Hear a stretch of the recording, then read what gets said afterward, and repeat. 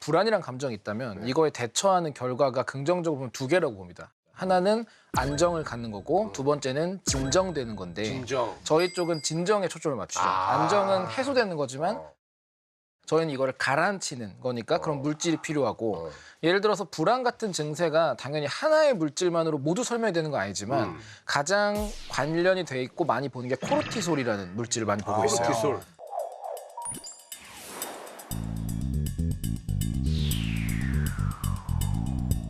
이 코르티솔이 나오면 우리가 불안했을 때 증세가 그대로 나와요. 식욕이 없어지고 몸의 모든 기능을 정지시켜요. 쓸데없는 것들을. 그거랑 이제 흔히 말하는 아드레날린이 나오면서 약간 투쟁이나 도피를 할 준비를 하고 이 모든 과정이 불안이나 공포랑 연관이 되거든요. 결국 저희는 이 불안이라는 게 코르티솔 농도 기준으로 생각을 하고 약이랑 많이 관련이 되고요. 그거랑 연관되는 게 사실은 자백제예요. 자백제가 뭐예요? 자백제 영화 보면은 저기 나오죠. 스파이들이 주사 놓고 자백하게 만드는 거. 자백제는 실제로 있어요. 있어요? 네, 맞습니다. 그래서 MRI 기법을 통해서 이제 뇌 영상을 촬영을 하고 그리고 신경 회로를 연구를 합니다. 신경 회로가 어떤 거인지 한번 말씀해 주실 수 있을까요? 신경 세포로 이루어져 있는데요. 신경 세포들이 하나가 아니라 여러 개가 같이 이제 다니는데 그것들의 그 줄기라고 생각하시면 됩니다. 뻗어 있는 예, 그 나무의 줄기라고 생각하시면 되고 그게 묶음이 이제 신경 다발이 되죠. 불안이라고 우리가 느끼는 그 감정에 대해서도 우리 뇌 속에 신경회로가 있는 거예요? 불안이 뇌에 있습니까? 불안이 이제 뇌에 있을 수밖에 없다고 생각합니다. 뇌과학자로서. 불안이 뇌에서 있다. 일단 불안이 뭔지를 생각을 해봐야 되거든요. 이런 고민이 필요하죠. 불안이 뭘까요? 뭔지 모를 것에 대한 두려움? 두려움. 좋은 얘기다. 두려움. 예. 약간 그런 느낌? 우리 화학 쪽에서는요. 그것도 불안이긴 한데 원래 화학에서 연구를 할 때는 안정한 것과 불안정한 것을 기준으로 모든 연구를 하긴 해요. 그러다 보니까 모든 걸 정량을 하려고 노력하는데 제가 보기에 화학에서 정량하지 못하는 그런 심리적인 거는 영혼 말고는 없을 거라 생각해요. 그래서 불안이라는 것도 보통 공포나 불안 여러 감정이 복합적이지만 그런 감정이 나오기 위해서는 분명 화학 물질이 우리 몸에서 분비가 되고 인식하거든요. 호르몬 같은 거.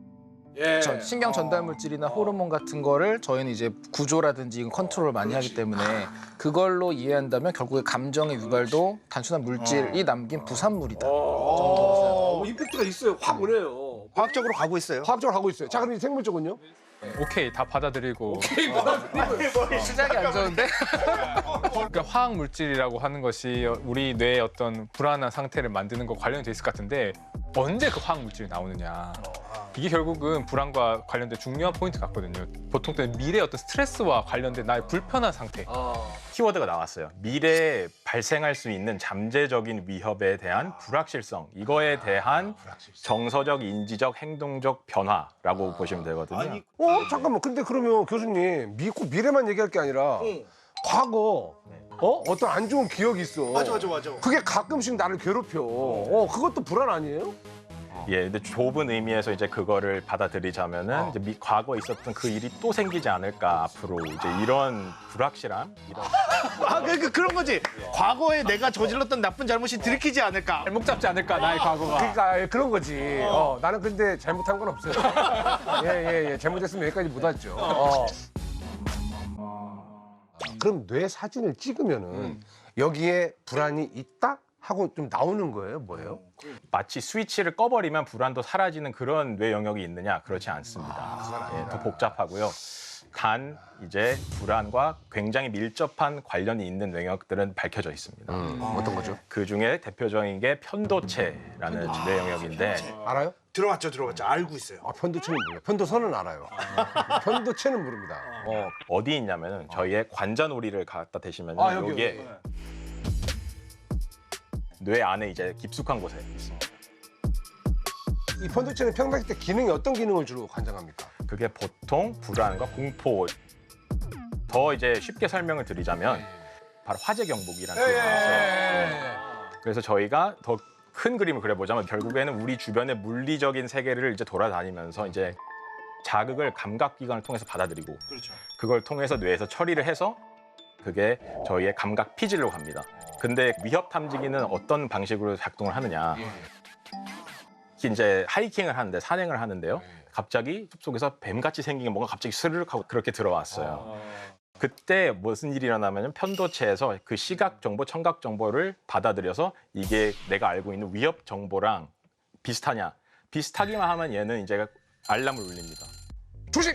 딱 이런 느낌. 예, 준비하고 그러니까 뇌 전체의 각성이 더 쉽게 되도록 그 시동 버튼 누르듯이. 네, 준비 상태가 되는 거죠.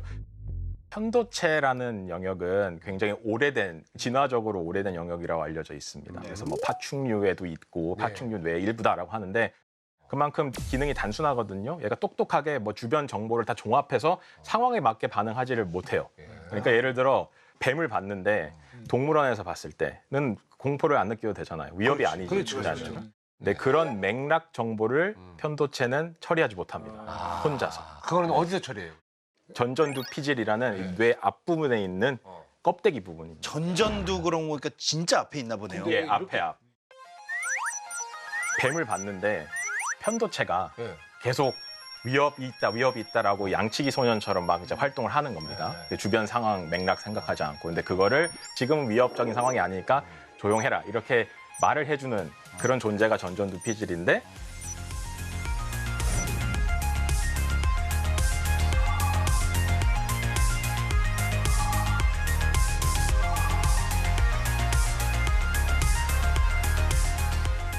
그 역할이 만약에 잘 수행이 안 된다. 예를 들어 그 신경 통로, 신경 다발이 약해졌다. 그 통로가 손상돼서 신경 신호가 잘 전달이 안 된다. 이러면 편도체가 더 고삐 풀린 망아지처럼 더 활성화가 많이 되면서 무슨 일이 일어날지 모르니까 대기하라. 상상해 보시면 그 상태가 얼마나 피곤한 상태일지 아실 거예요. 왜냐하면 계속 각성돼 있어야 되고 주변 살펴봐야 되고 불안한 생각을 빨리 떨쳐라 이런 얘기를 많이 하는 게 계속 그게 켜져 있으면은 진짜로 너무 힘들 것 같다는 그런 생각이 좀 듭니다. 진짜 피곤해요.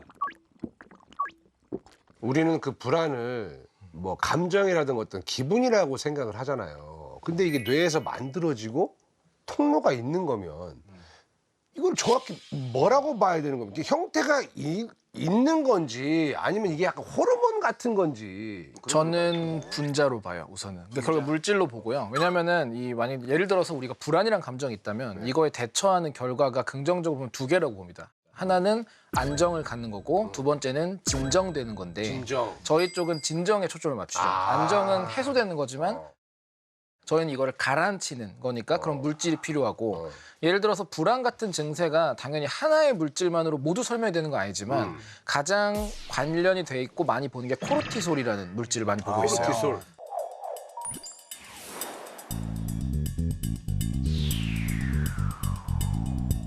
이 코르티솔이 나오면 우리가 불안했을 때 증세가 그대로 나와요. 식욕이 없어지고 몸의 모든 기능을 정지시켜요. 쓸데없는 것들을.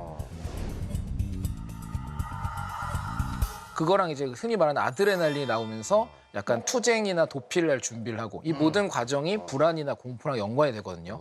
결국 저희는 이 불안이라는 게 코르티솔 농도 기준으로 생각을 하고 약이랑 많이 관련이 되고요. 그거랑 연관되는 게 사실은 자백제예요. 자백제가 뭐예요? 자백제 영화 보면은 저기 나오죠. 스파이들이 주사 놓고 자백하게 만드는 거. 자백제는 실제로 있어요. 있어요? 네, 실제로 있고 무슨 그 그게 결국에는 원리지? 우리 인간의 그 인지나 그 경계막이 보통 크게 한 10단계 정도 나뉘는데 하나하나 낮아질수록 행동이 점점 할 수 없는 게 늘어나요. 일부러 의식을 낮춰가지고 거짓말을 못하게 말을 하는 단계까지 내리는 거예요. 그러면 그거네. 야, 말 못해. 말 못해. 근데 한 대 딱 놔. 다 말할게요. 더 내려가면은 편해지니까. 한 단계 딱 더 내려가면은 편해지니까. 호흡이나 침 삼키기 이런 거 못하게 해서 그래서 자백하다가 죽는 게 조금만 더 가도. 근데 이게 펜토탈이라는 물질 등등 되게 많고 또 다이아제팜이나 이런 가라앉히는 거고 대표적으로 술. 술이 자백제의 가장 대표적인 거예요. 근데 그것도 뭐 케바케 아닌가? 왜냐면 술을 먹고 그냥 더 급발진하는 사람도 많이 있는데. 그거는 그게 본성인 거예요. 성향이다. 그거를 평소에 억누르고 있던 게 풀리면서 이제 내 안에 야수가 풀려나는 게 그런 거고 취중 진담이란 말 있잖아요. 예, 예. 이게 사실 맞는 말로 학술 논문도 많아요. 야. 그러면 술이라는 게 이왕 나온 김에 불안을 좀 낮추는 그 효과가 좀 있어요? 우선 그 신경 자극 자체를 낮춥니다. 보통은 신경이 있으면 전기가 이온이 막 들어왔다 나왔다 하면서 자극을 주는데 술을 먹게 되면 얘네가 그 보통 가바라는 데 많이 붙잖아요. 전기도 그러면 취하나? 걔네들도? 걔네가 다른 걸 열어서 그 극을 많이 못하게 완화를 시켜요. 진정을 시켜요. 걔네도 이제 약간 예 하면서 이제 좀 늘어지는 거지. 다 같이 정확히 그렇게 다 같이 릴렉스네요. 네네네. 술이 진정제면서 그러니까 그 많은 항불안제들이 불안 증상을 낮춰주는 게 가바를 촉진시키는 거거든요. 근데 가바가 정확하게 뭐죠? 예, 그게 그러니까 암마 가미니뷰틱 산이라는 건데 그래서 그 GABA라고 씁니다. GAB 가봐. 이제 그게 이제 항불안제에서 가장 많이 사용되는 신경 전달 물질이고요. 그 우리 뇌에서 가장 많이 사용되는 그 화학 물질입니다. 거짓말이라는 게 사실은 굉장히 인지적 에너지를 많이 사용하거든요. 변전두피질이 많이 일을 해야 돼요. 왜냐하면 사실을 다 맞춰야 되고 내가 하나 잘못 실수로 말하면 다 들통나니까. 똑똑한 사람이 거짓말을 잘하거든. 거짓말 다이어트도 할 수 있겠네. 에너지 소모를 늘려서. 예, 근데 이제 술을 마시면은 전전두피질의 활성화가 이제 약해지면서 이제 그런 실수. 다 취하는 거지.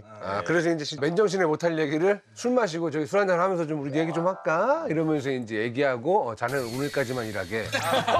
이런 것도. 회사 사정이 이러니 좀 이해 좀 해주게. 맨정신에 얘기하면은 내가 이 회사를 위해서 얼마나.